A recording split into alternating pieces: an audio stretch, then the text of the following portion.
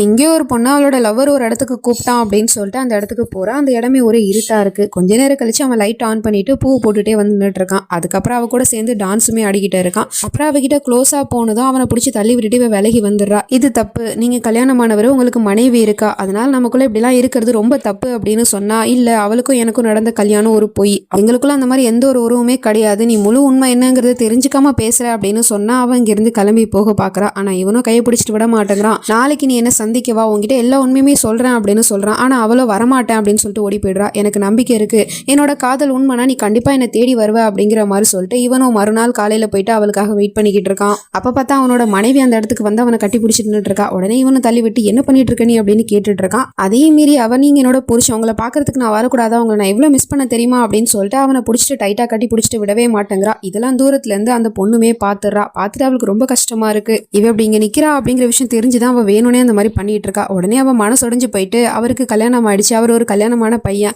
இதுதான் உண்மை, இதை ஏத்துக்கிட்டு தான் ஆகணும் அப்படின்னு சொல்லிட்டு அங்க இருந்து கிளம்பி போயிடுறா. இவன் அதுக்கப்புறமா பொண்டாட்டியை பிடிச்சி தள்ளி விட்டுட்டு, ஏன் அப்படிலாம் பண்ணிக்கிட்டு இருக்கா, உனக்கும் எனக்கும் எந்த ஒரு உறவும் கிடையாது, அப்படியே டிராமா பண்ணிக்கிட்டு இருக்க, மரியாதை இங்க இருந்து கிளம்பு அப்படின்னு திட்டி விட்டுடுறான். இதுக்கப்புறம் என்ன நடந்துச்சு அப்படிங்கறத தெரிஞ்சுக்கணும்னா கீழே இருக்க லிங்கை கிளிக் பண்ணி பாருங்க. அப்புறம் மறக்காம நம்ம சேனலை சப்ஸ்கிரைப் பண்ணிக்கோங்க. தேங்க்யூ.